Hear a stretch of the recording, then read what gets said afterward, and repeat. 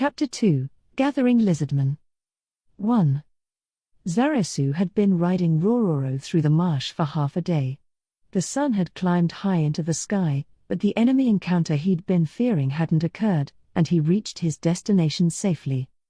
There were several dwellings built in the marsh in the same way green claws were, and wooden posts sharpened to a point surrounded the area, facing outward. The posts had large gaps between them, but they would prevent a larger monster like Rororo from invading. This village had fewer houses than Greenclaw had, but the buildings themselves were larger. For that reason, it was hard to tell which tribe's population was higher. One of the buildings had a flag waving outside. On it was the Red-Eye tribe's emblem. Yes, this was the first destination Zarasu had chosen, the Red-Eye village. After taking a quick scan around, he breathed a sigh of relief. It was extremely good luck they were still living in the same area of the marsh as they had a long time ago. Since it was possible that they'd moved due to the war, he thought he might have to start by searching around for them. Zarasu turned to look back the way he came. He could see his own village. They must be in a huge hurry to get ready. Now that he was away, he felt anxious, but he could safely assume there was practically no chance of their being attacked. That he'd made it here in one piece was proof of that. Was the Great One or whoever off his guard? Or had he expected Zarasu's actions? That wasn't clear. At least for now, the enemy didn't seem in the mood to break their promise or obstruct the Lizardman's war prep. Of course, even if this great enemy did move to stop them, Zarasu's only option was to do what he believed in. He dismounted Rororo and stretched his back. His muscles were stiff from riding for so long, but stretching made them feel better, even good. Then he told Rororo to wait for him and gave him some dried fish from his bag for combined breakfast and lunch. He would rather have instructed him to procure his own food somewhere in the area, but considering that might involve infringing on the Red-Eye tribe's hunting grounds, he decided against it. After petting each of Rororo's snake heads a couple of times, Zarasu left him and set off walking. With Rororo nearby, people might be wary of the Hydra and not come out to meet him. Zarasu was a messenger bringing an offer of alliance. He didn't want to seem coercive or threatening. His feet made a splish-splash noise in the water as he walked. At the edge of his field of vision, he spotted several members of the Red-Eye warrior caste walking parallel with him on the opposite side of the post enclosure. Their gear was no different from that of Greenclaw's warriors. They wore no armor and carried spears made from sharpened bones attached to sticks. Some had sling-like straps, so the fact that they didn't have any rocks at the ready told him they had no immediate intent to attack. He took care not to provoke them as he walked around to the main gate. Then he faced the Lizardman watching him from the other side and raised his voice. "I'm Zarasu Shasha of the Green Claw tribe. I want to have a word with this tribe's chief."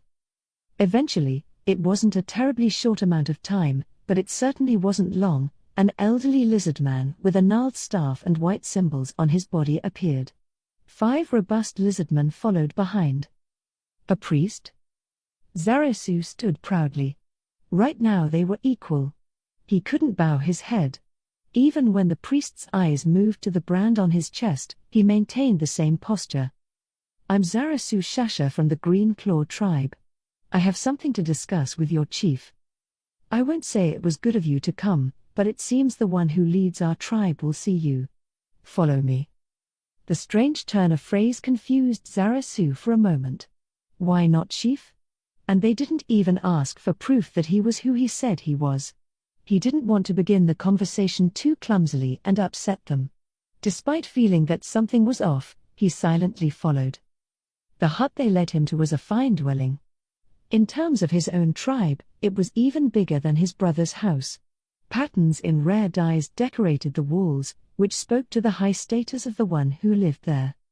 One thing that caught his attention was the lack of windows. The only openings were small holes here and there for air. Like all lizardmen, Zarasu could see fine in the dark, but that didn't mean he preferred living in it. So why is their leader staying in such a dark room? Zarasu wondered, but there didn't seem to be anyone who could answer for him. He turned around. The priest and warriors who had guided him there were already gone. Initially, He'd thought leaving him alone was incredibly imprudent, to the point where he even indirectly asked them about it. But when they said that they were leaving because the acting chief wished it, his opinion of the person waiting in the room jumped. Despite what he'd said to his brother, Zarasu didn't expect to make it back unscathed, but for the Red-Eye tribe to surround him with armed warriors and pressure him would have been useless. Probably the first thing he would have felt was disappointment at their caliber as warriors. But if they'd read him so well and were acting generous, they might be good negotiators, difficult to deal with. Ignoring the sensation of distant eyes on him, he approached the door and raised his voice. "I am Zarasu Shasha of the Green Claw tribe. I've been told the leader of this tribe is here. Allow me to come in." He heard a quiet sound, a hoarse female voice giving him permission to enter. Zarasu pushed open the door with no hesitation. Inside it was dark, as he expected. The contact with the light outside made him blink even though he could see in the dark. The smell that wafted out was something like an herbal bath, a pungent mix of greens. He figured the one inside would be an elderly female, but what he found completely overturned his expectations. "Good of you to come," a voice said to him from the darkness. From the other side of the door, she'd sounded old, but now he could hear youthful energy. Once his eyes adjusted, she came into view. She's white. That was his first impression. Her scales were white like snow without a single impurity. Her deep crimson eyes sparkled like rubies. Her slender body was not masculine but feminine. White and red symbols covered her. They meant she was an adult, that she was proficient in many types of spells, and that she was single. What does it feel like to be stabbed with a spear? Zarasu knew. First, a hot, burning sensation shot through the body, and with every heartbeat came a sharp, all-encompassing pain. And that's how Zarasu was feeling right now. It didn't hurt. It just... He simply stood there, not saying anything. How did she interpret his silence? A cynical smile appeared on her face. "So I look strange even to the bearer of frost pain, one of the 4 great treasures, Albinos are extremely rare in nature, in part because they stick out, which makes surviving difficult. In Lizardman society, the situation was similar. They weren't quite civilized enough to guarantee the survival of members who had poor eyesight and were weak against sunlight. It was rare that albinos lived into adulthood, and in some cases, they were even culled at birth. If the other lizardmen viewed albinos as just a nuisance, that would be tolerable, but in some cases they were even seen as monsters. That was the root of her cynicism. But prejudice wasn't Zarasu's issue. "What's the matter?" she asked, perplexed that he was still standing in front of the door, doing nothing. Then, without replying to her question, he emitted a call with vibrato that ended on a high tone. Hearing that, the female's eyes popped open and her jaw dropped slightly. She was part shocked, part confused, and part scandalized. It was a mating call. Zarasu came back to himself, and realizing what he'd just done, what call he'd just unconsciously performed, he reacted in a way similar to a human blushing. His tail flailed around, so violently it seemed like he might damage the hut. "Ah no, I didn't mean that. I mean, no, ah." Perhaps Zarasu's surprise and panic had the contrary effect of smoothing her feathers. Her teeth clacked as she smiled and said awkwardly, "Please calm down. It'll just cause trouble for me if you get all rowdy." "Oh. Sorry." He bobbed his head in apology and entered the house. By this point, the female lizardman's tail was drooping down and suggesting she had regained her composure, but the twitching tips showed that she hadn't calmed down completely. "Have a seat." She indicated a cushion, which was woven out of some kind of plant, placed on the floor. "Thanks." Zarasu sat down, and she mirrored him. "Pleased to meet you. I'm a traveler from the Green Claw tribe, Zarasu Shasha." "Thank you for the polite introduction. I'm the acting chief of the Red-Eye tribe, Crush Lulu." Having finished with the formalities, they visually appraised each other. Silence reigned in the hut for a little while, but it couldn't stay like that forever. Zarasu was a guest. The one to speak first had to be Crush, the host. "First of all, Messenger, I don't think there is any need for us to stand on ceremony. I'd like to speak with our mouths wide open, so feel free to relax. This meant she wanted to speak honestly, and Zarasu nodded. Thanks for that. I'm not used to speaking formally. So, can I ask why you came here? Crush asked, although she had a pretty good idea. An undead suddenly appearing in the middle of the village, someone using the Tier 4 spell control cloud, this visiting male from another tribe, one who some call the hero. There was only one thing it could be. Crush imagined how he would answer, and he demolished her expectations. Marry me? Question mark. Question mark. What? For a moment, she couldn't believe her ears. Of course, that's not the reason I came here. I fully understand I should get the real reason out of the way before moving on to this, but I can't lie to myself. Feel free to laugh and call me a foolish man. Ha. These words she'd never heard before, words she thought would never have anything to do with her, sent a storm of confusion ripping through her train of thought and tearing it irreparably apart. Zarasu smiled awkwardly at her and continued speaking. Sorry. Really, my apologies. And during an emergency. You can let me know your answer later. Okay, somehow managing to put her mind back together, or perhaps reboot it, Crush regained her composure. But she instantly remembered what he'd just said, and her temperature felt ready to skyrocket. She looked over the male before her, making sure he didn't notice. His countenance was extremely calm. How can he be so relaxed after saying something like that to me? Is he out there courting all the time? Or does he get propositioned a lot? I mean, it did sound cool. What am I thinking? This was his plan for sure. He wants to get me in the palm of his hand. Why would he want to mate with me, anyway? Crush was so thrown off at being seen as a female for the first time that she didn't have the wherewithal to notice the tip of Zarasu's tail spasming, too. The male before her was mobilizing every ounce of his mental energy to suppress the frank expression of all the things in his heart. That was what created this lull. They both needed some quiet time under the veil of silence to cool down their dizzy heads. Finally, after enough time had elapsed, Crush thought they should return to their previous topic for starters. She was about to ask him again why he'd come to their village when she remembered what he said last time. How can I ask now? Her tail curwet the floor once, and the male in front of her jerked as if she'd hit him. Crush inwardly fretted that her behavior was too rude. Even if he was a traveler, he had still come as the representative of his tribe, and he wasn't just any Lizardman, he was the hero who possessed frost pain.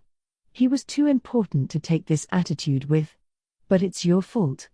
More importantly, say something. Unbeknownst to Crush, who was busy controlling the volcano erupting inside her, Zarasu had chosen silence out of shame for his indiscreet behavior. The wordless void continued, and Crush resigned herself to the fact that if this kept up there would be nothing she could do, but then finally, she thought to change the subject. Should I have expected that you wouldn't be afraid of me? Her question, tinged with cynicism, was met with a silent query from Zarasu, what are you talking about? Crush thought in turn, what is this guy thinking? I was asking if you're afraid of this white body of mine. It's like the snow that caps the mountains. Huh? It's a pretty color. Of course, she had never once in her life heard those words before.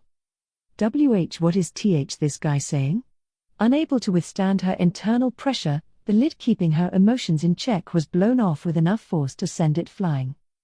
Zarasu reached out casually and ran a hand over her scales. They were lustrous and pretty as if they'd been polished, and a little cold. His hand glided over them. Shah. Crush emitted an exhalation that sounded like a short threat. That restored at least a smidgen of their respective calms.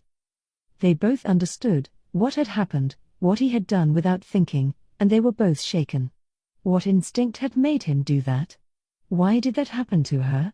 They became impatient with the questions, and the impatience bred confusion. The result was their two tails batting against the hut, whap, whap, so hard that it shook. After a couple of moments, they looked at each other's faces, noticed what they were doing, and both tails froze as if time itself had stopped. Was heavy the word for this atmosphere? Or tense? Silence fell over them and they glanced at each other. Crush had finally gotten her feelings sorted, and with a cold look in her eye that said she wasn't going to tolerate any lies, she asked, "This is all very sudden. What's with you?" She hadn't been able to express herself very well in words, but Zarasu seemed to understand and replied honestly with no hesitation. "Love at first sight. And I might die in this fight, so I don't want to have any regrets." Hearing his simple honesty, his words that seemed to hide nothing, Crush found herself at a loss for a moment. But part of them she just couldn't buy. The bearer of frost pain has resigned to die. "We don't know how many we're up against. We can't be careless. Did you see the monster who brought the message? The one that came to my village was..." Zarasu described it and Crush nodded. "Yes, it's the same one." "Do you know what it is?" "No, no one in my tribe knows." "Oh, I met one once." He stopped there to see her reaction. "I ran away." "Huh? I couldn't have won." "Well, at best I would have been half dead by the end." Crush understood what a terrifying undead it was and was relieved that holding back the warriors had been the right decision. It can scream in a way that messes with your head. Also, it's incorporeal, so it's basically immune to attacks that aren't made with enchanted weapons. Even with numbers, you can't win. With druid magic we can enchant weapons for a limited time. Can you block attacks on the mind? We can boost resistance, but we don't have quite enough power to protect everyone. I see. Can any priest do that? Almost all of them can boost resistance. I'm the only one in this tribe who can protect someone from confusion, though. Crush noticed Zarasu's breathing grow a little rough. It seemed like he'd realized that her position wasn't just for show. Yes, Crush Lulu was quite an accomplished druid and probably possessed more power than any Lizardman head priest. What number was the Red-Eye tribe on the attack list? It told us 4th. And what are you going to do about it? Time passed. Crush wondered what the point of talking about it was. Reenclaw had surely chosen to fight. Zarasu had probably come to form an alliance, was going to say fight with us. Where was the benefit in that for Red-Eye? They weren't interested in forming an alliance. They were for evacuation. It was the height of stupidity to go up against an opponent who could use Tier 4 magic. And if the messenger was really so horrible, what other conclusion could there be?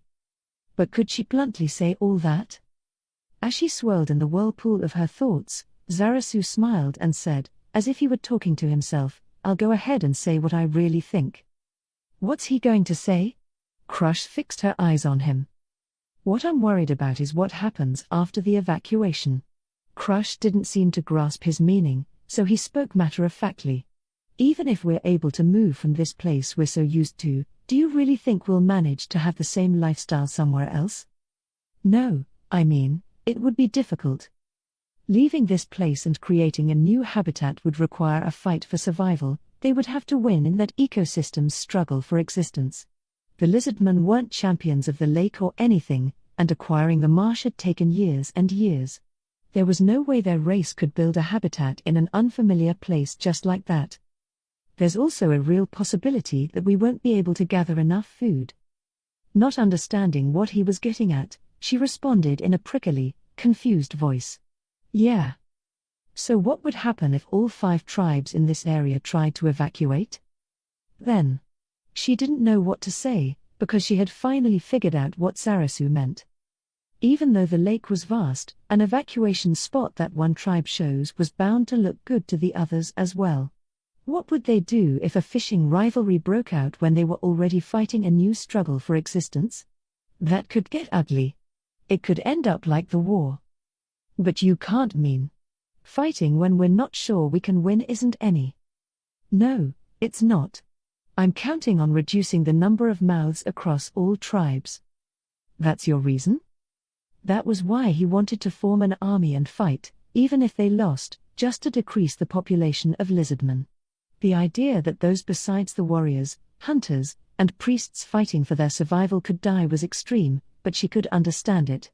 No, having them die might even be the correct choice in the long run. If there were fewer mouths to feed, they could get away with less food. Then they might have a chance at cohabitating. Crush desperately searched for a way to refute the argument. You're saying that even though we don't know how dangerous the new spot might be, we should go in with smaller numbers? Listen to me. Even if we take over the area, no problem, then what? If the fish supply runs low, the 5 tribes will just have to kill one another. But we might be able to catch lots of fish. And if we can't? His cold retort left her lost for words. Zarasu was basing his actions on the next to worst case scenario. Crush was making mostly hopeful observations. If they operated based on her ideas and something bad happened, it would be a disaster, but it wouldn't be if they went with Zarasu's plan. And if the number of adult lizardmen decreased as a result of their defeat, at least they would have died honorable deaths. If you refuse, we'll have to fight you first. His dark voice gave Crush chills. He'd announced he wasn't going to let Red Eye be the only tribe to maintain its population and move to a new location. That was a valid decision, and she understood it completely. It was the only way to avoid the danger of weakened tribes being destroyed by Red Eye and the numbers they had preserved. It was only natural that one entrusted with their tribe's survival would think in that way. She would probably do the same thing if she were in his position. I think the chances of killing one another in the new land will be lower if we form an alliance, even if we lose. Crush didn't understand him and let a genuine expression of puzzlement appear on her face. Zarasu explained in another way. We'll have deeper friendship ties. Instead of different tribes, we'll feel like comrades who fought together. I see. She rolled the words around in her mouth. So if tribes spilled blood together, things would be less likely to devolve into a fatal fight, even if the food situation was bad? But she wondered, based on her experience, if that was really true. As Crush delved into her own thoughts, facing slightly downward in silence, Zarasu asked in a voice that troubled her, "By the way, how did your tribe make it through that time?" It was like she'd been stabbed with a needle. Her head jerked up in spite of herself. When she looked at him, she saw he was surprised. Oh, so he really doesn't know. They hadn't been together long, but Crush had already gotten the hang of Zarasu's personality. She instinctively understood that he wasn't asking as a threat. She narrowed her eyes and looked at him intently, like she was trying to bore a hole into his head. She knew the baffled Zarasu had no idea why he was getting such a stare, but she couldn't stop. "Do I have to answer?" Crush's voice was full of loathing. The change was so dramatic it nearly felt like he was talking to a different person. But Zarasu couldn't back down. Maybe her answer would save them all. "I want to know. Was it the power of your priests? Or some other way? Maybe it can save you." Having said that much, he faltered. If there was a way to save them, Crush wouldn't look so pained. Perhaps she was able to read what Zarasu was thinking just then. She snorted and scoffed at the whole thing, herself included. "That's right. There's no way to save anyone at all." She paused and smiled an exhausted smile. "We were cannibals. We ate our own dead." Zarasu was shocked, speechless. Killing the weak, decreasing the number of mouths to feed, was not taboo, but cannibalism was unclean, the most taboo of taboos. Why did she tell me that? Why would she tell a secret she should have carried to her grave to a stranger from another tribe, a visitor? Does she not mean to let me go alive? No, that can't be right. I don't get that feeling from her. Crush wasn't sure why she'd said it, either. She knew plenty well how much lizardmen from other tribes would scorn them. So why? Her mouth chattered away as if she no longer had control over it. "Back then, when the other tribes started the war, we didn't have enough food, either, and things were bad. The reason we didn't fight in the war was that our tribe has a lot of priests and not many warriors. Thanks to the priests, we could make lots of food with magic." She went on unceasingly as if possessed. But the amount of food they could make was still insignificant compared to the number of tribe members. All we could do was face death and slowly tread the path to our extinction. But one day, the chief brought food, bright red meat. Maybe I wanted someone to listen, to hear the story of my crime. She ground her teeth together. The male before her was quietly listening. If he felt disgust, it didn't show on his face. Crush was thankful for that. What kind of meat was it? Everyone pretty much knew. At the time, we had strict laws, and any family who broke them was kicked out of the village. Our chief brought meat just after some people had been banished. We just shut our eyes and ate it, to survive. But we couldn't go on like that. At one point, all the built-up discontent exploded into a revolt. She closed her eyes and remembered their chief. We ate it. We knew, and we ate it, so we were just as guilty. Honestly, when I think of it now, it's so strange. After a moment of silence, she looked squarely at Zarasu. It surprised her to find a sensation of happiness inside, seeing no disgust in his quiet eyes. Why would I feel that way? She had a vague idea of the answer. Please look at me. Every now and then in Red Eye, someone like me is born. They always have something they excel at. For me it was priestly powers. For that reason, our authority is second only to the chief. Then I went and led the revolution and revolted against him. The village split in two and fought, but my side won because we had more people. And then because your population decreased, the food was enough to go around? Yes. In the end, we survived. When we revolted, the chief wouldn't surrender. He died having sustained countless wounds. And when I dealt the fatal blow, he smiled at me. Crush strung her words together painfully. They were like pus that had gradually gathered in her heart since the day she killed their chief. To Zarasu, she was finally able to spit out these things she'd never be able to say to the tribe, the ones who'd believed in her and fought against the chief. That was why she couldn't stop. Her words were like water flowing from high to low ground. It wasn't the kind of smile you'd flash at someone who was killing you. There was no hatred, or envy, or hostility, or cursing, or anything. It was a truly lovely smile. Maybe the chief was right all along? I keep thinking that. With the death of our chief, the one who was the root of all our evil, the tribe came together again. And not only that, we even reduced our own number enough to solve the food issue. That was all she could take. The dam broke with all the strength she had expended struggling to bear the burden of her crime as acting chief. She gulped back the muddy surge. With her thoughts in tatters, she couldn't get them into words. Weeping cuckoo, there weren't many tears due to her biological structure, but the emotions were the same. She broke down. Her body was so small. When living in nature, weakness was as good as a crime. Of course, children were protected, but strength was a priority for adult male and female lizardmen equally. From that standpoint, she must have been humiliated. It couldn't be good for the leader of the tribe to show weakness to a member of another tribe, someone she wasn't even close to. But the sentiments in Zarasu's heart weren't anything like that. Maybe it was partly because she was a beautiful female. But more than that, she was a warrior, a wounded warrior who gasped, struggled, and still went forward. She'd shown only a glimpse of weakness. If she was standing up and trying to go forward, she was no weakling. Zarasu approached and gently put his arms around her. We aren't all powerful or all-knowing. All we can do is decide how to act as we go.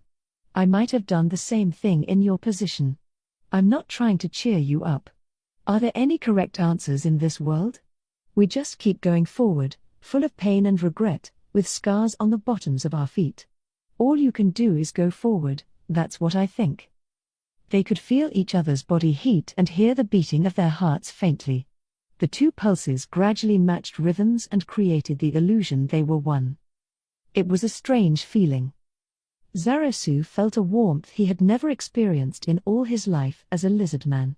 It wasn't because he was holding another lizardman. Is it because I'm holding this female, Crush Lulu?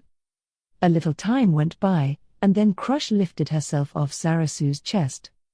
As her body heat withdrew, Zarasu felt it was unfortunate. Of course, he was too embarrassed to say so. I've made an unsightly impression. Do you hate me? What's unsightly? You struggle down your path, get hurt along the way, but continue on. Do I look like such a fool that I'd think that unsightly? You're beautiful! ! Her white tail writhed, striking the floor several times. Yikes! Incapable of asking what she meant by that lone word, Zarasu asked a different question. More importantly, does Red Eye farm fish? Farm? Yeah. Raise fish for yourselves to eat. We don't do anything like that. Fish are a blessing from nature. As far as Zarasu knew, no Lizardman tribes had fish farming technology. The very idea of increasing the amount of food they had with their own hands was foreign to them. That seems to be the way priests, druids, think, but could you change your mind? So that you can grow fish to eat? The priests in my tribe accepted it. Crush bobbed her head yes. Then I'll teach you how to farm. It's important to give them the right food. You can use fruit that druids make with magic. They grow quite well when you give them those. You really don't mind sharing your technology with us? Of course not. Hiding it won't help anyone, and it's more important to save the tribes. Crush bowed low with her tail pointed up and thanked him. I'm grateful. You don't really have to thank me. In exchange, I need to ask you again. The emotion drained out of Crush's face. That deeply calmed Zarasu. It was a question he couldn't avoid. He held his breath, and at the same time, Crush inhaled. Then he asked, "What is Red Eye's plan for the imminent war?" "We decided yesterday to evacuate." "Then I'll ask the acting chief, Crush Lulu. Do you still think you'll do that?" She couldn't answer. Her reply would decide the fate of her tribe. It was only natural to hesitate.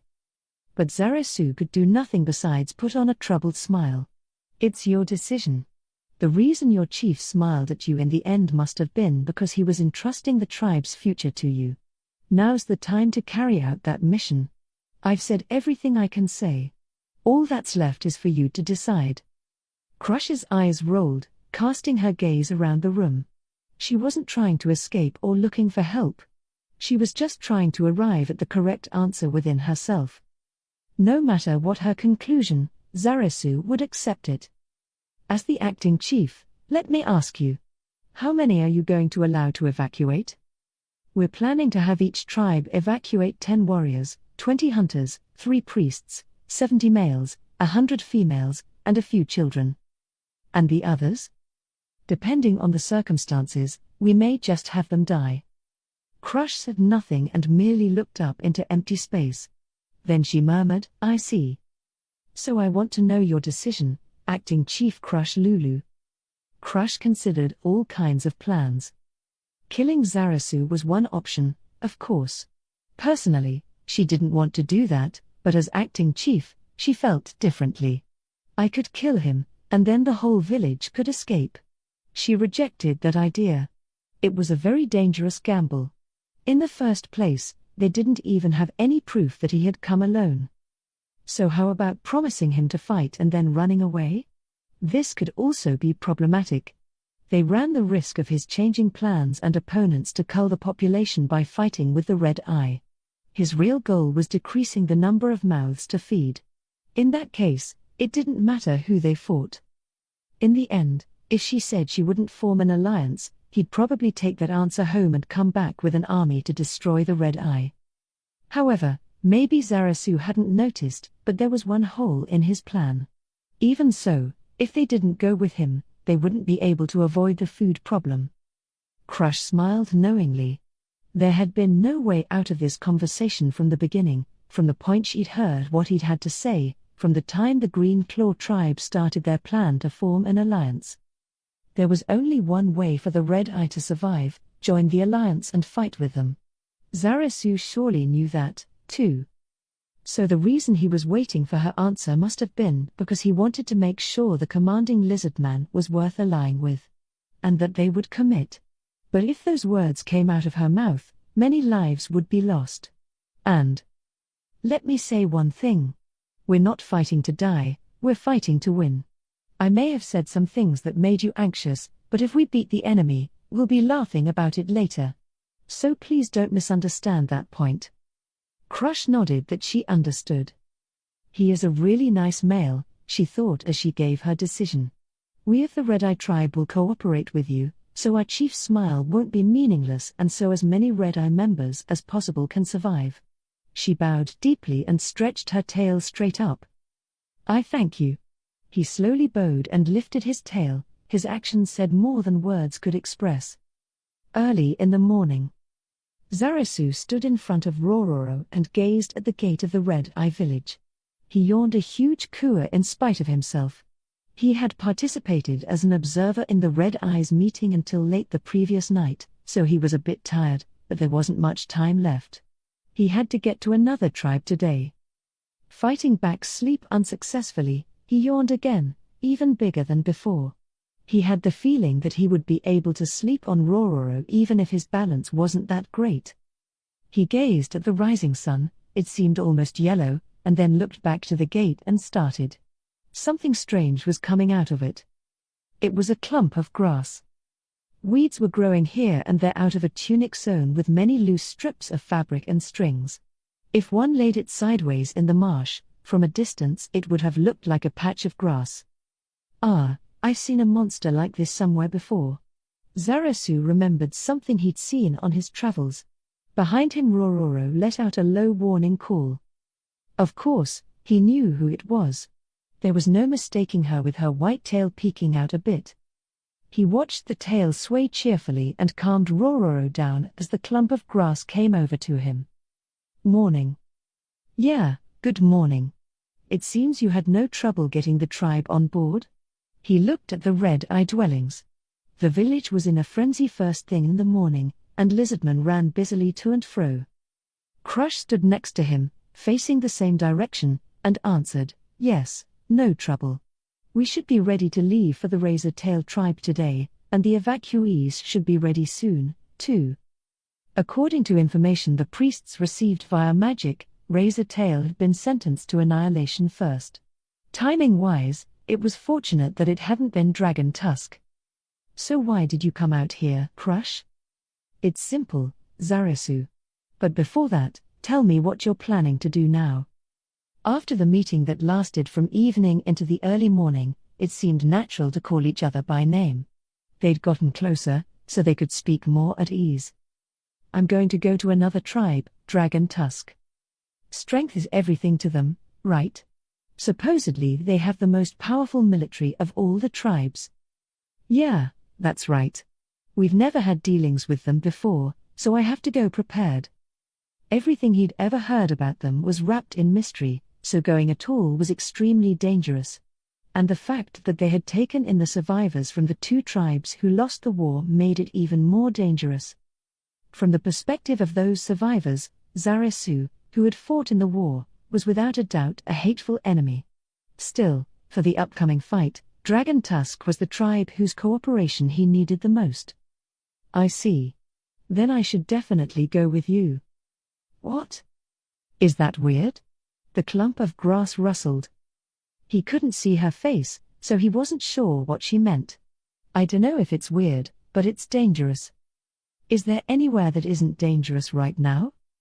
Zarasu hesitated. If he mulled it over with a clear head, there were lots of pros to taking her along.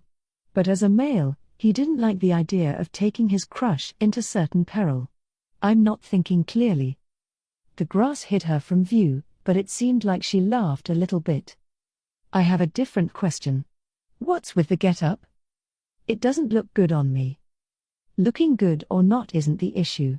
It's bizarre. But would it be better to praise her? Zarasu wasn't sure how to respond. After careful consideration, he decided to get on her good side, even though he couldn't see her expression.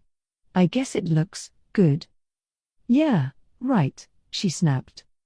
There was probably nothing Zarasu could have done to not feel disheartened in that moment.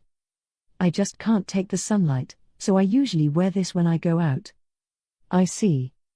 Oh, but I didn't get your answer. Will you let me go with you? It was pointless to say what he thought, and having her along would probably work to his advantage in forming the alliance. Maybe she had proposed it because she thought so, too. In that case, he didn't have any more objections. Okay. Lend me your strength, Crush. She looked thrilled from the bottom of her heart. Got it, Zarasu. You can count on me. Are you ready to go? Of course. I packed my bag and everything. Now that she mentioned it, there was a lump on her back under the grass. It smelled like fresh herbs, a little pungent. As a druid, she probably had techniques that used medicinal herbs, so she must have brought some. Zarasu, you look sleepy. Oh, I am, just a little bit. Between this and that, I haven't really slept much in the past couple of days. A white hand suddenly extended from under her grass clothes. Here. It's a Ricoriko nut. Try chewing it with the shell on. Zarasu took the brown nut out of her hand and unhesitatingly popped it into his mouth. A bitterness radiated out of it and took the edge off his tiredness, but he couldn't really say he felt awake. As he kept chewing, however, the flavor suddenly exploded across his tongue. It made his breath smell, too. Mile per hour. How refreshing. It really gets into your sinuses. He inadvertently reacted in his brother's trademark way. Shoo shoo, Crush laughed at him. You're not sleepy anymore, right? But that doesn't mean you're not tired, so don't overdo it. You should take a break when you can. Satisfied by the fresh, cool feeling in his mouth and nose, Zarasu nodded. Then I'll take a nap on Rororo at some point. Without further ado, he climbed up Rororo's back. Crush followed a moment later. Rororo glared at Zarasu, none too happy with the strange sensation of grass creeping along his body, but Zarasu managed to soothe him. Okay, let's go. It's not very stable, so hold on to me. Got it. She wrapped her arms around him, and the prickly grass tickled. This feeling wasn't quite what he'd expected, and he frowned. What's the matter? It's nothing. Let's go. Okay, Rororo, we're counting on you. What am I so happy about? Hearing Crush's excited voice behind him, Zarasu smiled in spite of himself as they swayed along. 2. Conquered by its new ruler, the Tove woodlands were filled with silence, because every living thing held its breath, frightened by the new king. But this one place was different. The sounds of trees being felled and then transported filled the area. Heavy iron machines, golems reminiscent of heavy machinery, carried the trees to an area of huge wooden buildings under construction. The structures seemed far from completion. The site was quite big, but there were surprisingly few buildings actually standing. Working there were golems and undead. Most of the undead were elder liches wearing eye-catching crimson robes. Each of them had a 9-inch demon, a brown-skinned imp with bat wings, perched on one shoulder. They held their pointed poison tails up to keep them out of the elder lich's way. One of the working elder liches unrolled a piece of paper and gave orders to a golem in transit. The golem stopped as ordered, and the lich looked back and forth between the part it had been building and the paper, cocking its head. Eventually it spoke to the imp on its shoulder.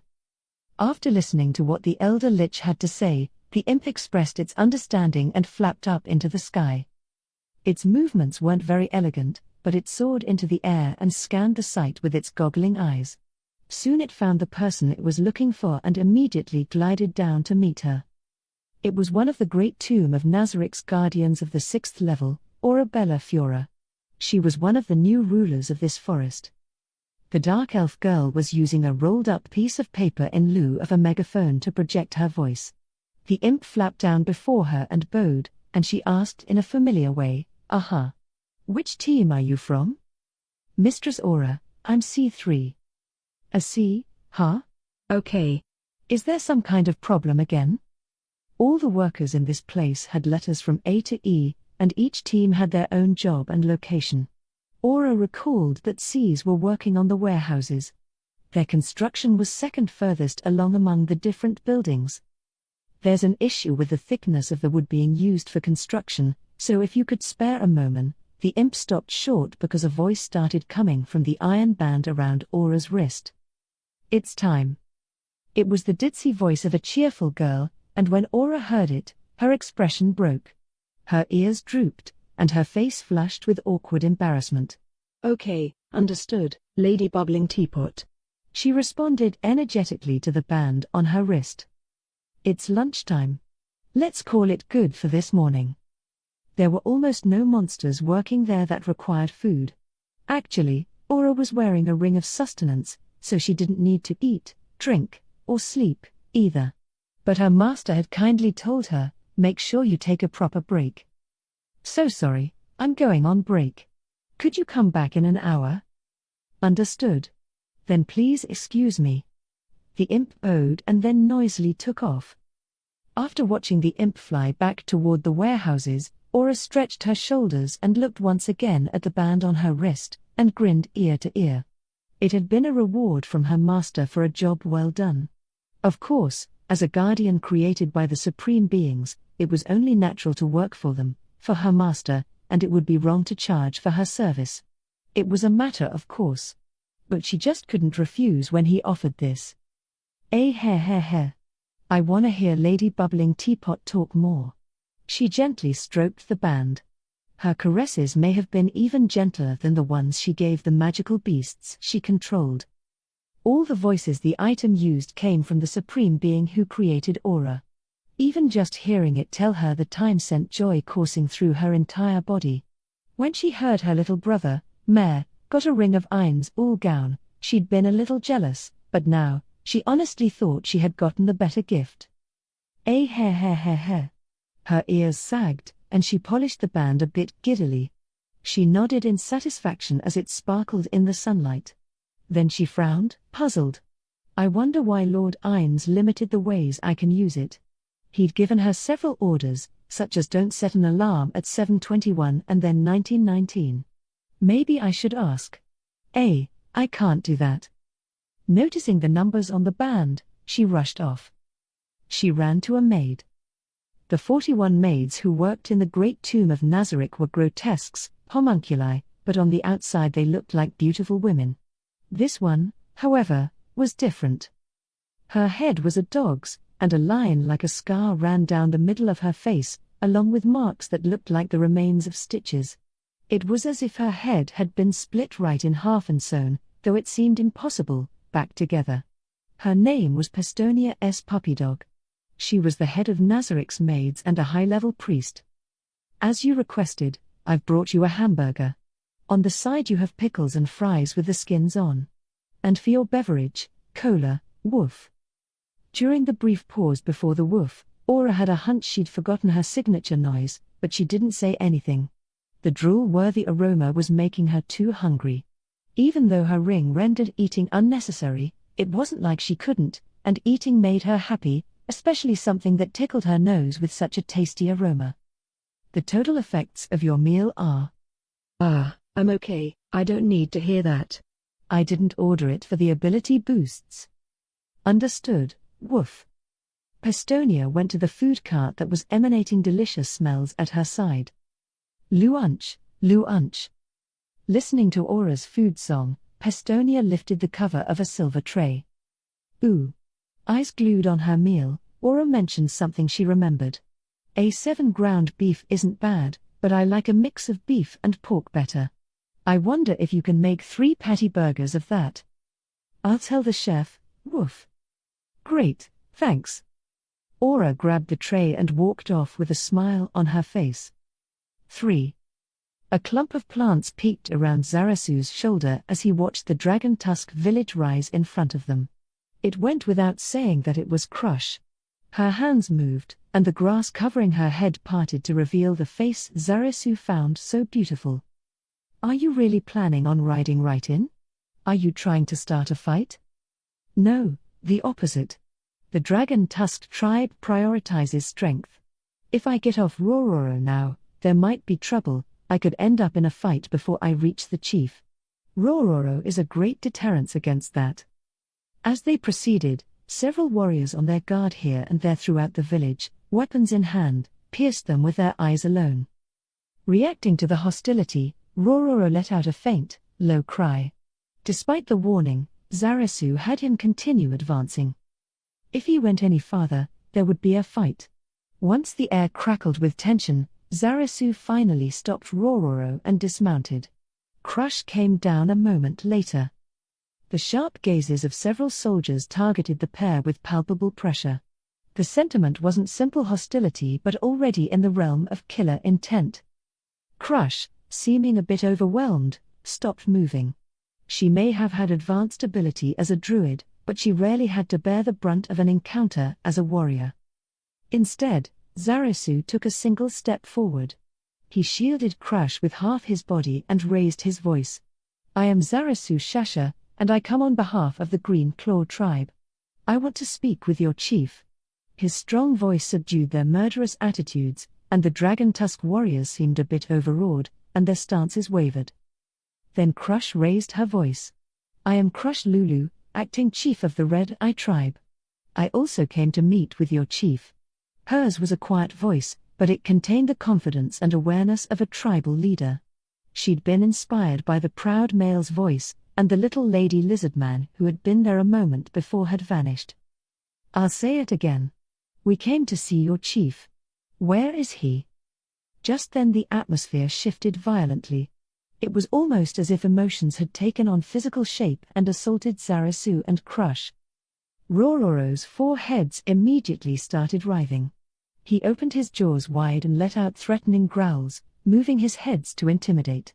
The Lizardman shrank back for a moment as if frightened at the huge Hydra's continued high-pitched cries. "You don't really need to protect me." "I don't intend to. You came here of your own free will. But the one who should get this kind of glare, as the one responsible for the breaking up of their tribes, is me." More warriors gradually gathered by the entrance to the village.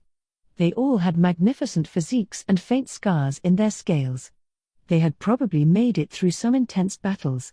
But Zarasu could tell their chief was not among them.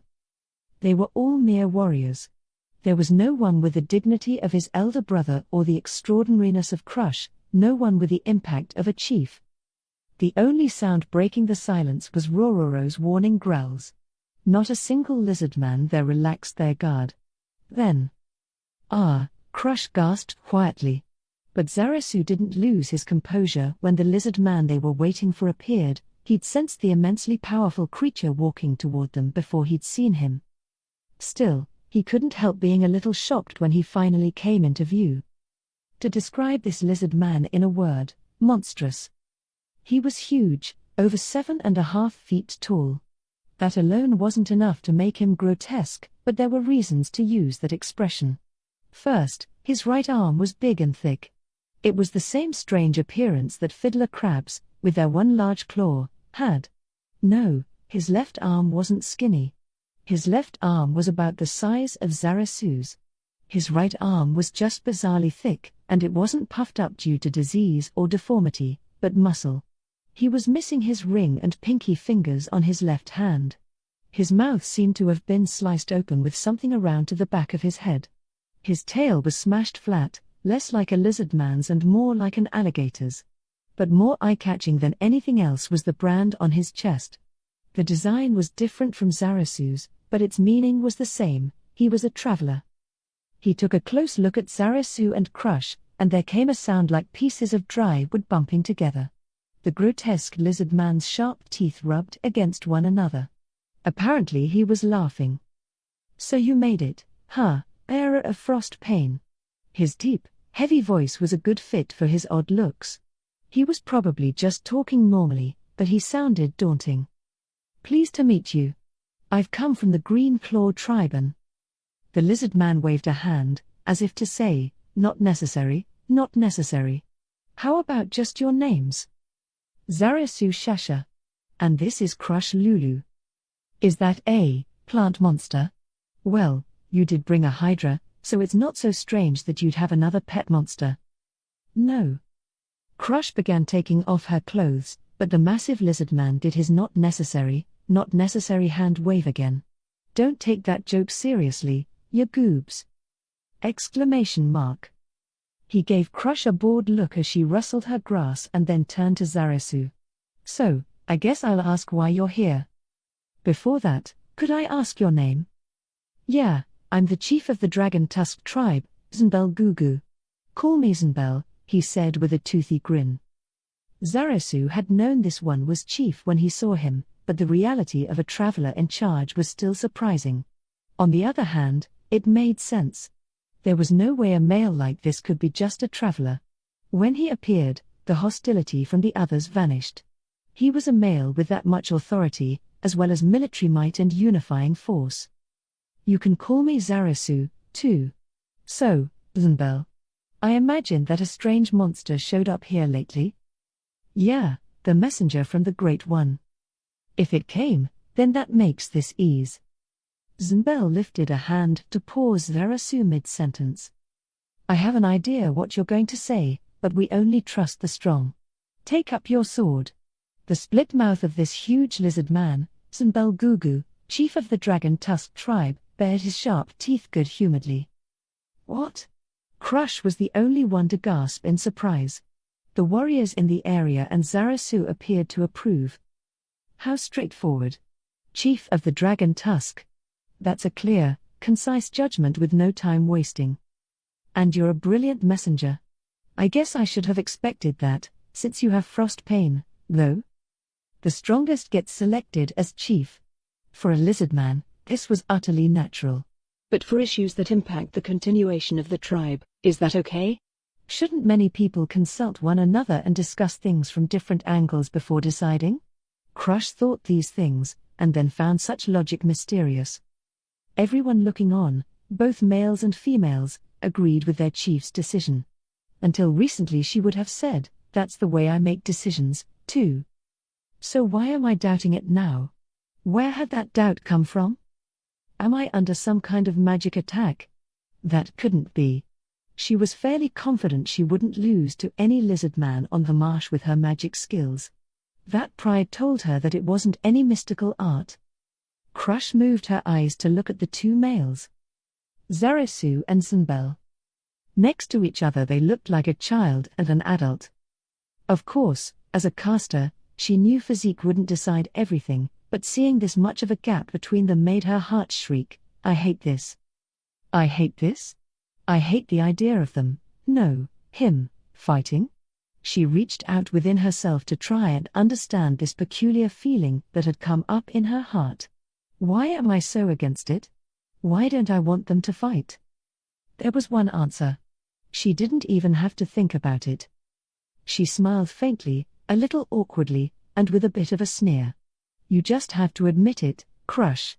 You don't want Zarasu to fight because you're scared he could get hurt, or even die. In other words, that participants in these types of fights almost never died. But if they almost never died, that meant that rarely, they did. If things got too heated, someone could easily be killed. I don't want to lose my husband by making him fight like that, thought the single female. So in her heart, she'd accepted Zarasu's proposal. No male has ever treated me like that. Not that that means I should be a pushover. What do they call that? Easy? I feel kinda happy but sad. Oh, I don't know. Having quietly acknowledged her emotions, she went over to Zarasu, who was warming up, and tapped him on the shoulder. Do you need anything else to get ready? Nope. I'm good to go. She tapped his shoulder again. It was a sturdy shoulder. Right around the age she began to understand the world around her, she had started down the path to becoming a priest. Along the way, she had touched many males' bodies during prayers, applying medicine, and casting spells. But she had the feeling she'd touched Zarasu far more than the rest of them put together. So this is Zarasu's body. He was starting to get excited about the fight, and his muscles were bulging. It felt very masculine to her. Is something wrong? Apparently he thought it odd that Crush hadn't moved her hand. Huh? Priest's blessing. Aha. The spirits of your ancestors will help me out even though I'm from a different tribe? The spirits of our ancestors aren't so narrow-minded. Good luck. She removed her hand from the shoulder of the male she loved, prayed for his victory, and apologized to the spirits of her ancestors for the lie. Zunbel was similarly prepping, and in his right hand, he gripped a huge spear, a steel halberd of almost 10 feet that a normal lizard man wouldn't have been able to use without both hands. Then he, casually, swung it. The sweeping motion displaced enough air that Crush could feel the wind where she was. Can you? No. Will you be okay? I'm planning on it one way or another. She'd been planning to ask if he could win, but she stopped herself. Zarasu was fighting because he knew he had to win. In that case, he wouldn't lose. She'd known him only a day, traveled with him for only half of one, but still, she knew, this male was worth falling for. Okay, are you ready, bearer of frost pain? Zarasu. Everything's fine. I'm ready anytime. He casually turned from Crush and advanced into the circle that was to serve as the arena. Crush sighed, unable to help but watch him as he walked away. The warmth in Zarasu's shoulder where Crush had touched him for so long, although it probably wasn't really that long, was fading. The duel he was going into was a simplified version of the type used to decide a chief. Since it was a solo fight, it was against the rules to have a third party cast spells. When the warmth made his heart buzz, when she didn't take her hand away, he thought maybe she had cast defensive magic. But there was no way that Crush, as acting chief of her tribe, didn't know the rules. So if it wasn't magic, then why did it get him this excited? Is it because I'm a male? Is it that I want to impress a female? Brother once called me a dead tree, but apparently that's not the case. Zarasu entered the circle of Lizardmen, took frost pain from his hip, and lifted it up. Summoned by his will, a frosty whiteness clung to the blade. The surrounding Lizardmen gasped. They were survivors of the Sharp-Edged tribe who knew Frostpane's former owner. And others had seen what Frostpane could do. When Zumbel saw Zarasu invoke the power only a true owner of Frostpane could, his vicious expression cracked into delight, the delight of a growling animal with its teeth bared. I don't want anyone to get hurt too badly, Zarasu declared coldly in response to the fierce aura coming off the lizard man before him. At this provocation, the emotions of the warriors in the crowd surged in a bad direction, but the sharp slap of something striking water and the extraordinarily huge spray that followed immediately calmed them down. Zumbel had hit the marsh with the tip of his spear. Oh? Then don't let me admit defeat. Listen up, you guys. If I lose, this guy's your chief. No objections, no arguments, and no whining. They couldn't have accepted it, but none of the warriors argued. If Zarasu did kill Zumbel, they would probably grit their teeth and obey. Okay, now we're ready. Come at me like you mean to kill me. I'm probably one of the strongest guys you've ever fought. You might be right. Got it. And if I die? He flicked his eyes behind him to Crush. Sure, I'll get your female home safe. She's not mine yet, but okay. But you're majorly going for her, right? That plant monster. Is she that worth it? She really is. They ignored the lizard man shrinking into a ball and cradling her head behind them. I'd like to see. If I win, maybe I'll strip her for a peek before I send her home. Up until a moment ago, Zarasu had been pumped just for the fight, but now a new energy flowed through him. Well, now I've got a really good reason not to lose. I'm not showing Crush to the likes of you. You're crazy about her. Yeah, absolutely nuts. They ignored the cringing lizard man, shaking her head no, as some of the other females tried to talk to her. Zumbel laughed, tremendously happy. Then you'd better win. If you lose, it's all over. Oh, I plan on it. Zarasu and Zumbel glared at each other as if to say they were done chatting. Let's go? Come at me. A short exchange, but neither one moved. When the spectators started to get impatient, Zarasu was the first one to inch forward.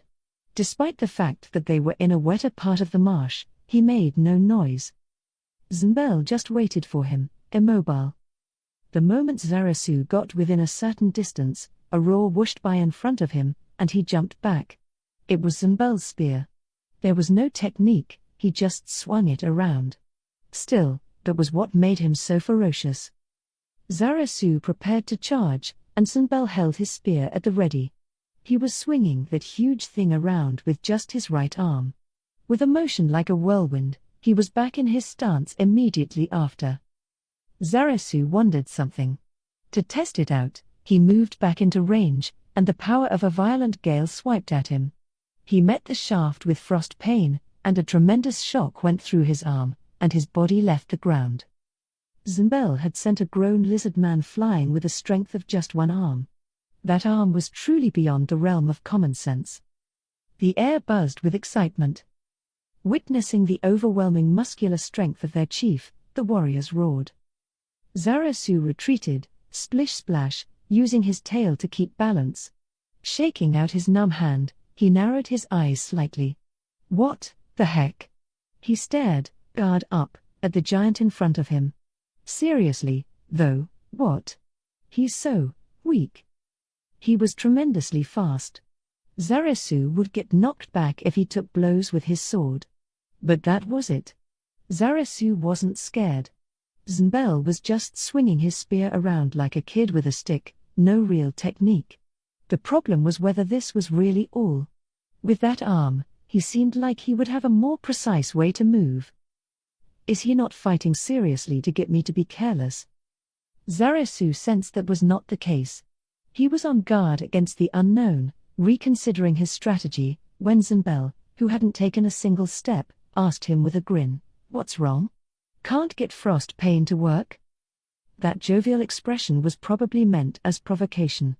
Zarasu wasn't going to respond to that. "I once lost a fight with the guy who used to own frost pain." Zarasu remembered. He knew the male Zynbel was talking about, the chief of the now-defunct Sharp-Edged tribe, someone Zarasu had killed. Zarasu's focus had been pinpointing Zynbel, but now he expanded it to include their surroundings. In the sea of hostility, the loathing of the Sharp-Edged survivors was especially intense. "These wounds on my left hand are from that fight." Zynbel waved the hand with 2 missing fingers as evidence. "Maybe if you use the power he beat me with, you can win." "You think so?" Zarasu replied with absolute cool. The power was definitely strong. It could be used only 3 times a day, but it brought victory more often than not. The reason Zarasu had defeated its previous owner was that he had already used it 3 times. If Zarasu had faced the attack back then, he probably would have been killed. But there was no way a guy who knew Frostpane's power would want to be on the receiving end. Zarasu tensed up. "I don't know. I'm not getting anywhere like this, though. I guess I should charge." Having decided, he leapt at Zynbel at double his previous speed. And the halberd intercepted him with tremendous force. Zarasu didn't dodge, but took it with frost pain. Everyone watching thought he would get knocked back again. Raised up, frost pain clashed with the halberd, and simply parried. He didn't even have to use a martial art technique. Zynbel was handling his spear like a child at play. At that level, it was a cinch for Zarasu to parry any attack, no matter how heavy. Zynbel's eyes opened wide in surprise, no, admiration. That was the moment Zarasu closed in like a gale-force wind. Zynbel could try to bring his halberd around, but he'd be too slow. Even if he had the strength to completely stop the spear and bring it back, it would take a couple of moments, and that was plenty of time for Zarasu to get in close. Frost pain slashed Zynbel's flesh. And fresh blood flew. A huge cheer went up, along with the tiny shriek of one female. The one scattering blood and retreating in escape was not Zynbel. The one with 2 bleeding scrapes on his face was Zarasu. Unlike his previous stance, Zynbel came charging after Zarasu, not about to let him get away. And he attacked with the same thing he'd used to gouge at him a moment before, his claws. Frost pain clashed with them, and a hard metallic sound rang out. A beat later, the halberd, no longer in Zynbel's hand, made a noisy splash. Grr! Exhaling at length, Zynbel attacked once again with his huge arm as he charged. Compared to the childish way he handled his spear, these strikes with his hand were masterful. Now Zarasu had all the pieces to understand. Zynbel wasn't a warrior, He was a monk who employed a special energy called chi to transform his body into a weapon. Zarasu met the hand with frost pain. Lizardman claws were harder and sharper than human nails, but they weren't so hard that metal would ring when it hit them. Yes, this was a monk ability that hardened teeth and nails, natural iron weapon. It was said that a monk's fist at the limit of its power could dent adamantite, the hardest metal, but from the feel of Zunbel's, he hadn't reached that level, maybe steel at best. Still, Zarasu couldn't underestimate those claws if they were evenly matched with frost pain, one of the Lizardman's 4 great treasures. They exchanged a few blows. Zunbel attacked with his hand, and Zarasu slashed with frost pain. They evaded each other's attacks, then clashed, and a short pause occurred. "Ha ha! You're still alive?" Zunbel licked the blood and scraps of meat sticking to his fingers. Likewise, Zarasu's tongue, longer than a human's, came out and licked the red liquid flowing from the scrapes on the part of his face that would be a cheek on a human. He was glad he'd been able to just barely dodge the attack meant to pierce his eyes. He had wounds, but they weren't deep.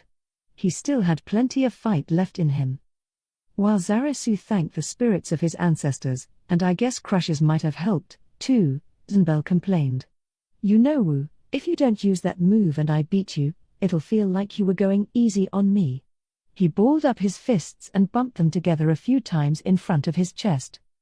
"Sorry, but I'm not planning on using it." No saying you weren't fighting seriously after you lose. Now that you've sparred with me, do you really think I'm the type to say something like that? No, I don't. Sorry, I didn't mean that. But if you're not gonna use it, then I'm comin' for ya. Voom. With a rush of air, he kicked at Zarasu with one of his thick legs. Zarasu acted without hesitation.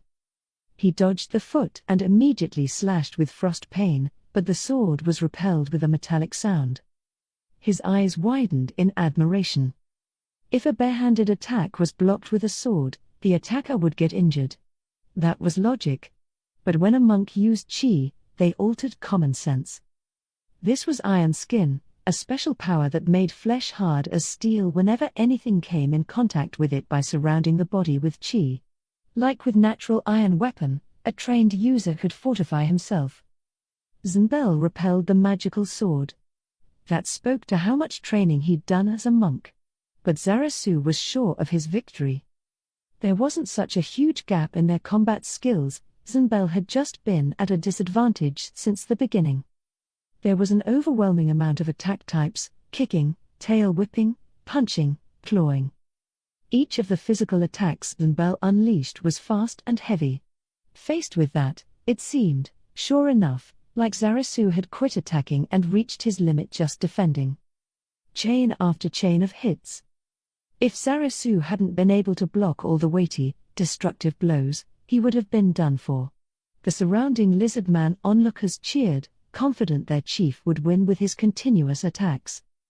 Now and then, Zunbel's claws grazed Zarasu's body, and the flesh that should have been protected by his hard scales was easily broken.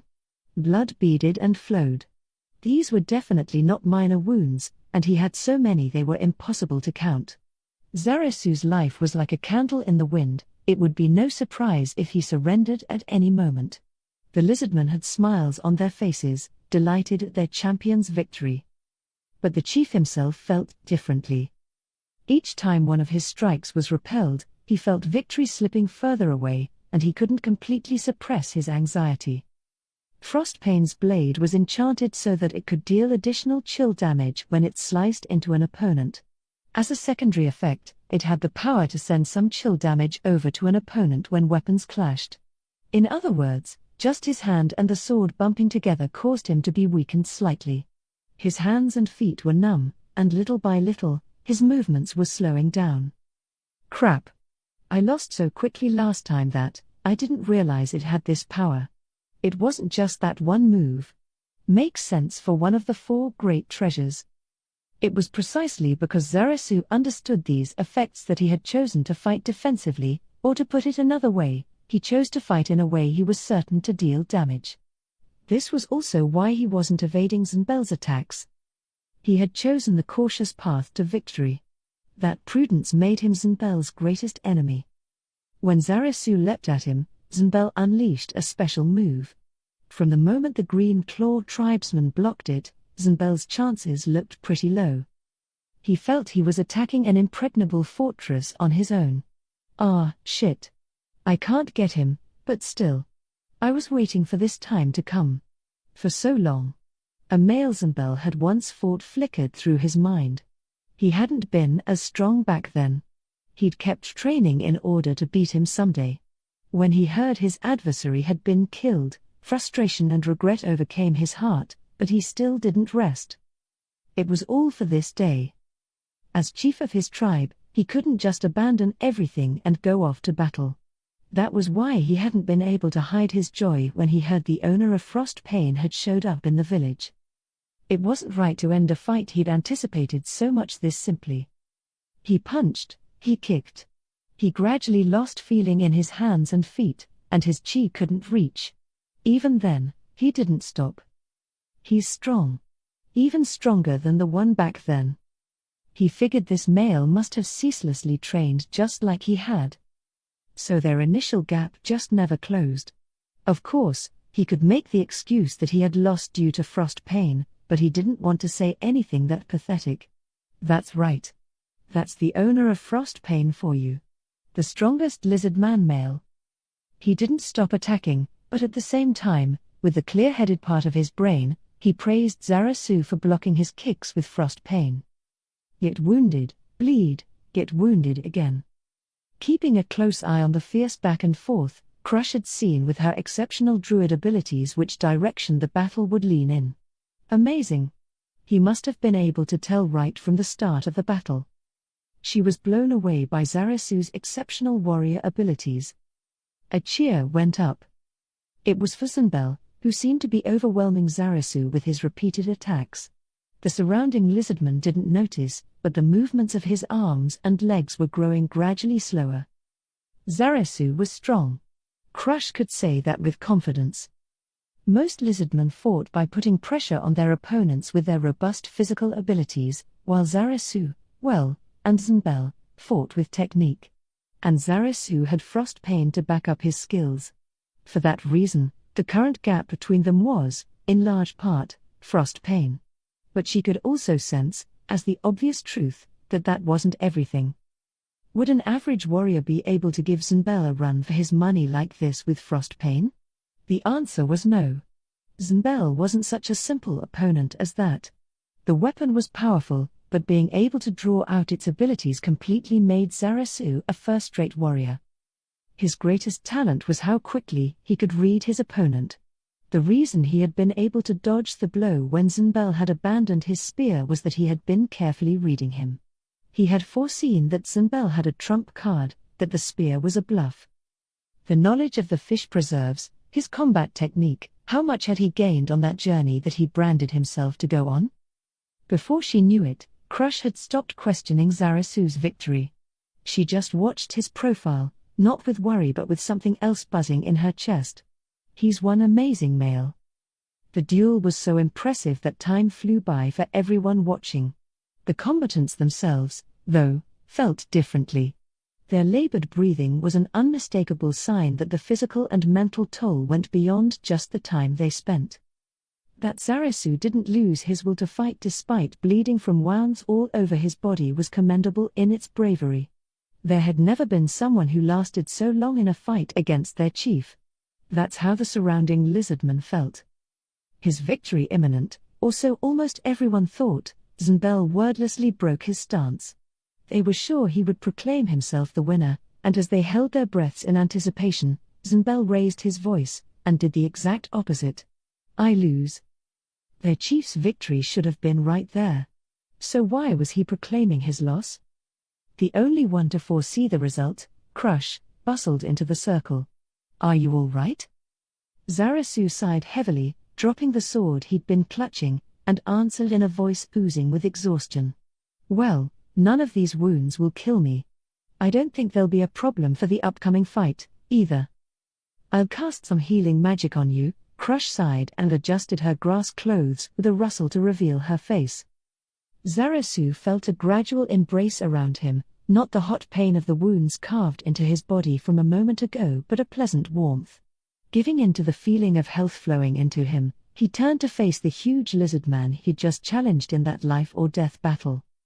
Zunbel was surrounded by the members of his tribe, explaining what had happened, what Zarasu's strategy had been.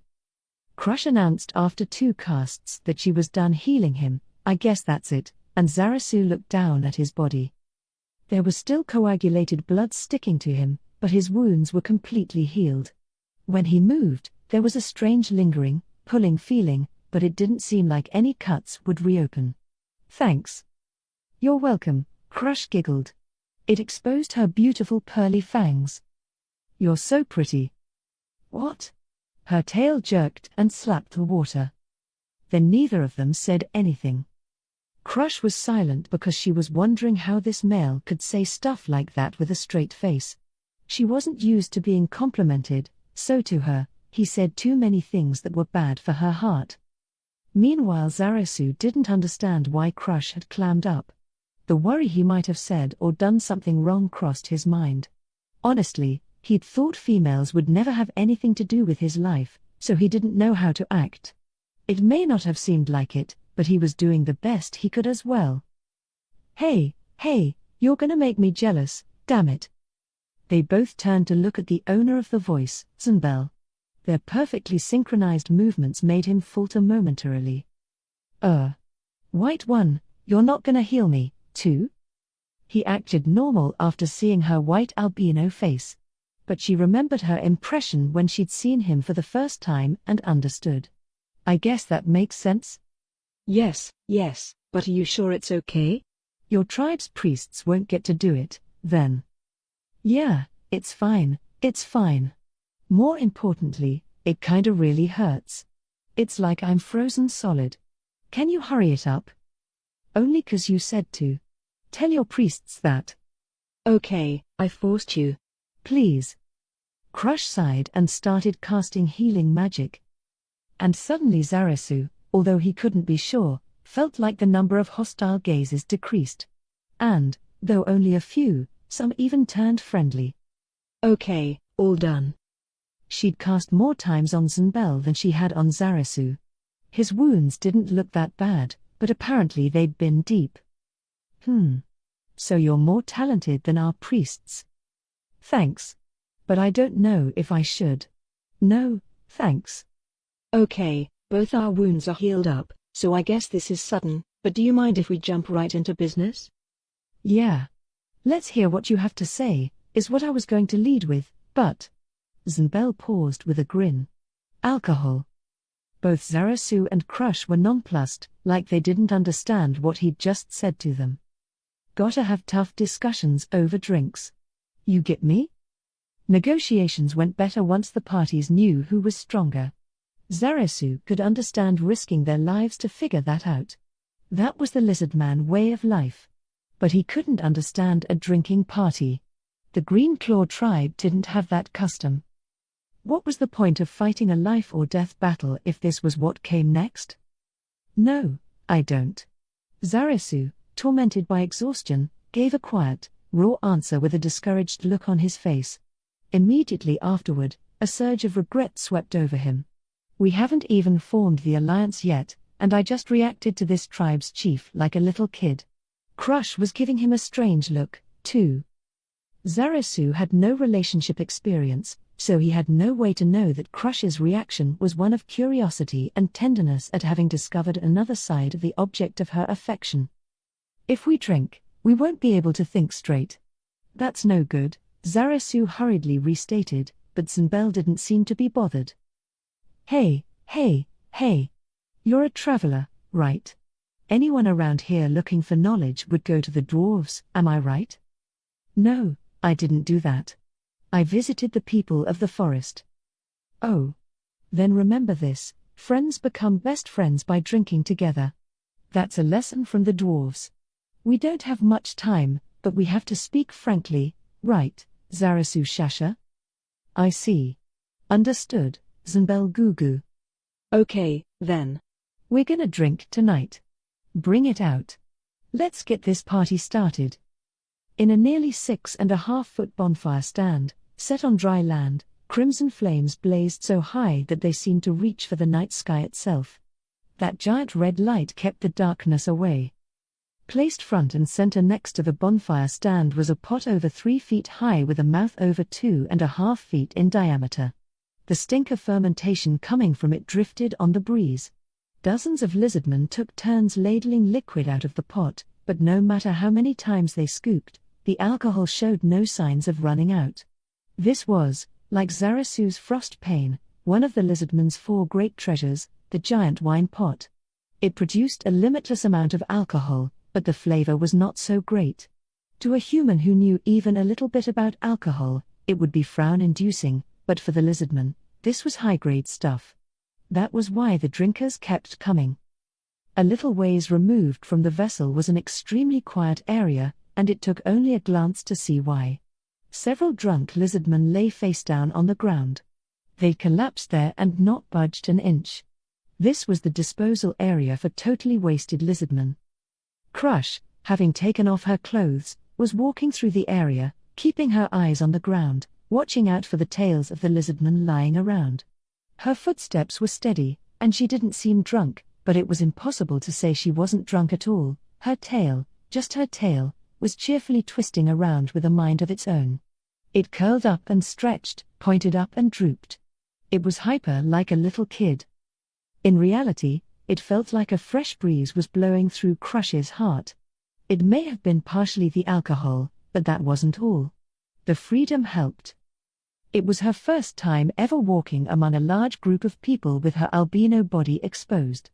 Zmbel had a strange appearance, too, so although some were surprised by her at first, soon she was blending right in.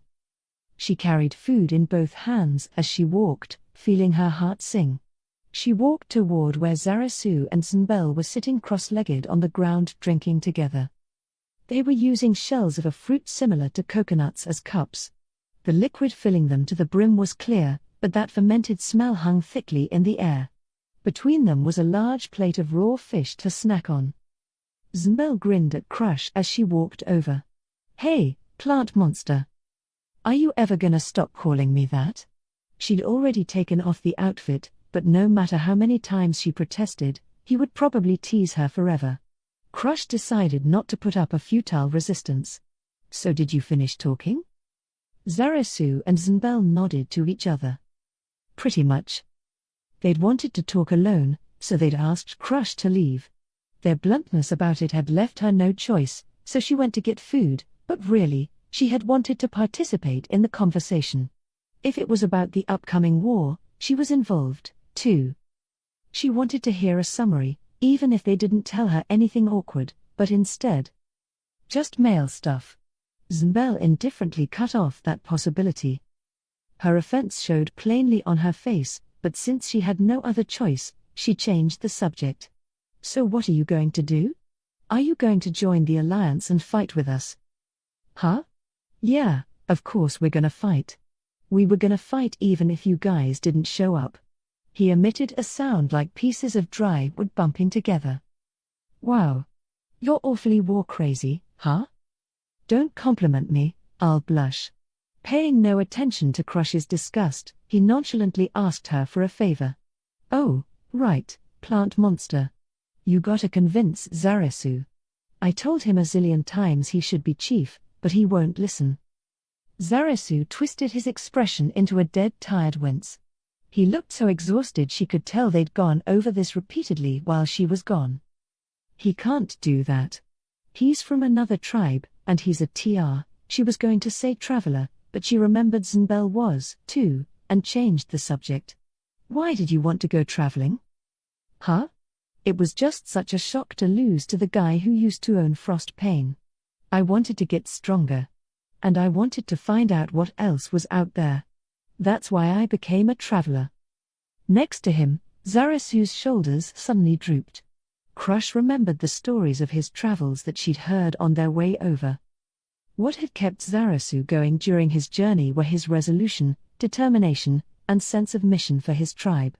He must have thought this male, who was a traveler like him, had felt similarly, but Zambel didn't seem to have a shred of those sentiments. Crush put a gentle hand on his shoulder to comfort him. He's him and you're you, she thought. Then she realized that anyone looking at them would probably think they were lovers, and her tail started twisting around wildly. Zarasus went totally crazy, too. Without thinking, they looked at each other and grinned, blushing. Zambel continued in high spirits without paying them any attention. I thought there'd be some strong guys up on that mountain. 'Cause it's just so huge. And the dwarves I met there taught me all kinds of things, you know? They gave me that spear, too. I didn't think I needed it, but once they said to take it as a symbol of our meeting, I couldn't really refuse. Good for you. Crush's reply was a little careless, or perhaps cold. Thanks. The sarcasm didn't even get through. Crush, whose good mood had been ruined, knocked back her drink. Her throat grew hot, and once the liquid settled to her stomach, the heat spread throughout her body. Zarasu drank in the same way. Then there came an extremely low voice. The quietness of it was so at odds with the light-hearted conversation thus far that for a moment they weren't even sure who had spoken. So, do you think we can win? Zarasu answered in an equally quiet voice, I don't know. Well, yeah, how would you? There are no sure wins. Actually, if there was some guy shouting about how we could win when we don't even know the enemy's strength, I'd punch his lights out. Like, don't just say whatever, buddy. Crush said nothing to Zambel as he softly laughed. But our opponents being careless. Our chances will probably depend on how that plays out. They could practically see the question forming in Zambel's head, so Crush stepped in for Zarasu to explain. Do you remember what the monster said? Sorry. I was asleep at the time. But you must have heard from someone. It was complicated, so I forgot it. Anyhow, if they come to attack us, we just have to beat them at their own game. That's the important part, right? This guy's useless, said Crush's face as she gave up explaining. Zarasu picked up where she left off with an annoyed smile. This is what he said, put up a frantic resistance. Zambel's face twisted into a horrible grimace full of unpredictable emotions. That pisses me off, that they're treating us like we're beneath them from the start. He let out a dangerous growl. Intense anger and disgust swirled around him. Yeah. They're totally making light of us. That's how confident they are. They think they have the force to break any resistance of ours, no problem. So we'll crush that arrogance. We'll gather the 5 tribes together and show them the greatest power we can muster. First, we'll slap 'em upside the head to show them we're not half-assing it. Ha, sounds good. Now you're speaking my language. As the 2 males started to get excited about the upcoming battle, Crush spoke like a bucket of cold water.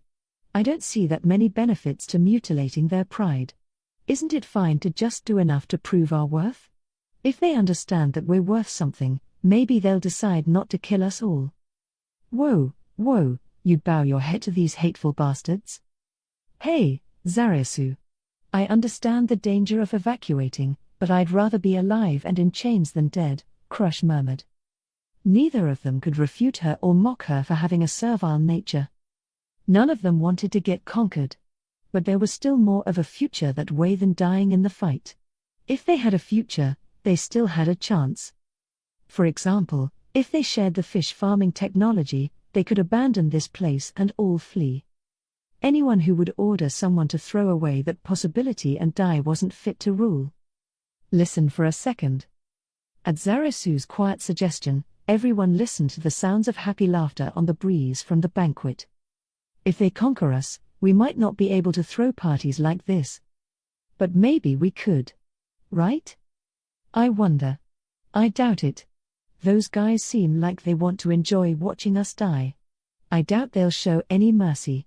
If they had even a tiny bit of kindness, they wouldn't come to kill us off for kicks. He's right. Crush nodded. But still, what I'm trying to say is, don't die. Oh, I won't die. Not until I hear back from you. Exclamation mark. Crush and Zarasu regarded each other seriously beneath the night sky. And they made a promise. with the astonished third Wilson Bell sitting right there. Intermission. In the meeting room behind him, they were probably already turning to a new issue. But his role in that room was finished, so he had left. Of course, he had other roles besides report giver. Now he had to perform the various tasks surrounding the resurrections of his comrades and fill in the temporary membership hole by appointing someone new. In other words, his work as the first seat, that is, captain, of the Black Scripture was waiting for him. He also had training and experiments to do. Since the 6 scriptures were secret organizations, he had an undercover life in the theocracy as well. In his personal life, he also had marriage arrangements to make, with multiple women. Currently there were only 3 awakened demigods in the slain theocracy, so the higher-ups were euphemistically ordering him to leave behind lots of children. With all those things piled up, he had precious little free time. Still, I hope they'll let me relax for today. Feeling liberated after the high priest meeting, the highest meeting in the slain theocracy, he rotated his shoulders, and a clicking noise caught his attention. He knew who was making the sound before he saw her. Even among slain theocracy citizens, only a few were allowed in here, and if he recalled who wasn't in the meeting room, the answer was obvious. As he expected, there was a girl leaning against the wall. Strangely, her longish hair was a different color on each side. One side was a striking silver and the other was so black it seemed to suck everything in. Her eyes were also each different colors. Next to her, a war scythe that resembled a cross spear rested against the wall. She looked so young, probably still in her early teens, but her true age was quite different. She hadn't changed at all since he'd assumed the first seat of the Black Scripture. His eyes moved to her ears, hidden by her hair, but then stopped. He knew she hated her ears. Her glossy lips curled up, like perhaps she had read his thoughts. She, worn a mix of 2 bloods that was nearly impossible, was the strongest member of the Black Scripture, the additional seat, no death no life. She served as the guardian of this sacred place where the armaments of the 5 pillar gods were laid to rest. The soft noises came from a toy she was playing with, popularized by the 6 gods and called a Rubik Cube in the slain theocracy. Her voice reached him, mingled with the clicks. It's easy to get one side, but it's hard to get 2, you know. It wasn't very hard for him, but he hesitated to say so and just grinned at her in reply. It seemed like she didn't really want a response anyhow, and she continued, not seeming to think anything of his silence. What the heck happened here that the high priests would meet? I think you've already received the report. I haven't read it, she replied flatly. Besides, it's easier to hear the situation from someone who knows. Was Star Reader Second Sight's reading wrong? You sorted to dominate the catastrophe Dragonlord, and then what? Their eyes didn't meet even once while they spoke. She was focused on her toy the whole time. We lost 2 men and had 1 critically injured in a fight with some unknown type of undead similar to a vampire. So we retreated. Who died? He didn't detect even a hint of emotion in her question despite the deaths in her squad. It was like she was hearing a story that had happened in a far-off place. But he didn't think anything of it. It was an appropriate attitude for her to take. Cedron, who was protecting Lady Care, and Beaumarchais, who tried to restrain the vampire when it had stopped moving. Giant shield, perfect wall and godly realm iron ties, huh? What with the Shrine Princess of Earth dying in some mysterious explosion and the Black Scripture losing 2 members, we're having pretty bad luck. Who got injured? Lady Care. It seems like the effect of some curse. Her wound wouldn't heal with magic, so we retreated. So what happened to the vampire? It's still there. If we tried to restrain or even approach it, it prepared to attack, so we figured leaving it there was the best option. So the problem's not solved, then. We decided during the meeting just now to hang back. That was the conclusion they'd reached in that room.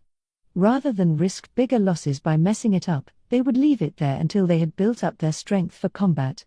There was probably no one in any other country who could beat that undead anyhow, and if there were, they would need to be cautious of such power and prepare their national defenses accordingly. They had decided to leave the bare minimum number of agents and withdraw the rest. And he agreed, at least in part. The only ones who could face that vampire head-on and win were probably demigods and dragonlords. So it was smarter to leave it there as an alarm and be on guard against whoever killed it. It can't be a vampire. He agreed. That was why he had called it some unknown type of undead. It's not a dragonlord? The vampiric dragonlord or the elder coffin dragonlord? The edges of her lips turned up farther into the clear shape of a smile, if an expression that brutal could be a smile, that is. Both of them are already dead, you know, he said, sensing a chill in the air. She replied immediately. They're both undead. We don't know that they're really gone. She raised her head for the first time and met his gaze squarely. The light in her different-colored eyes was curiosity, joy, and the urge to do battle.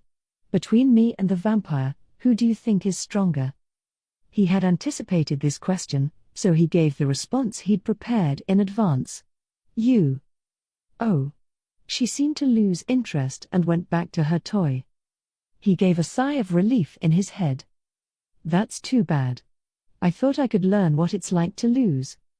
Listening to her mutter, he wondered who would really be stronger if they clashed. He'd been hit by both of them, and from his experience, he would guess the vampire would be declared the winner. But actually, the vampire could never win against no death no life. The reason was their gear. The vampire didn't seem to be equipped with anything. That was the weakness of powerful monsters. They had so much confidence in their abilities that they didn't think to equip powerful gear. In comparison, no death no life's equipment was made up of pieces left by the 6 gods. That was why he could declare her stronger. But if that advantage disappeared? That could never happen. He rejected the idea as soon as it occurred. It would be impossible to find gear equal to hers, the gods. So if it were possible? That could be the day the slain theocracy's strongest, the additional seat, lost. It would be the day they faced the despair of the protector of humanity's defeat. Wait, why am I assuming she would have to fight alone? I may not be as strong as her, but I'm an awakened demigod, and I have some items we could use. If we took advantage of all that, surely we'd be able to take out one undead, even if it was immensely powerful. There can't be a bunch of them if they're that strong. Lost in thought, he heard a giggle. He twisted his face into a quizzical frown and eyed its source. Here's a different topic, when are you gonna get married? It was an unresolved topic from the meeting. When would he find a suitable woman, to put it nicely, a fiancée, to put it less nicely, a tool for reproducing? There isn't anybody. Well, you're still young, so I guess it can't be helped. While conducting black scripture business, members wore magic masks to give them fake faces. In the slain theocracy, adulthood was prescribed in law by the gods as age 20, but when he took off his mask, he was far younger than that. If you get married, she'll end up on the dark side of the theocracy, too, but you don't have to worry about it. She'll still get to raise your kids. I know that. There are already some people doing it in the scriptures. I see. Oh, but you should make sure to tell her you'll be marrying another woman besides just her. Polygamy isn't a problem legally, but some people hate it even though they've been taught that. Polygamy was allowed in the slain theocracy if one had permission from the state. It was a vestige of the past historical custom born from a need to maintain pure bloodlines of the few powerful citizens available. Still, the majority of marriages were monogamous, and only a handful of polygamous cases were approved per year. And even when it was approved, the limit was 2 wives. Thanks for the kind advice. And what about you? You're not getting married. She did look young, but he was asking because he knew she was really older. If there was a guy who could defeat me, I'd marry him no matter how ugly he was, no matter how twisted a personality he had, even if he wasn't human. I mean, imagine, a guy who could defeat me. I wonder how strong our kid would be. With a hand on her lower abdomen, she replied with her first ear-to-ear grin of the day, and he was sure she had no intention to marry. But what if someone who could defeat that vampire appeared? A slight uneasiness flickered across his mind.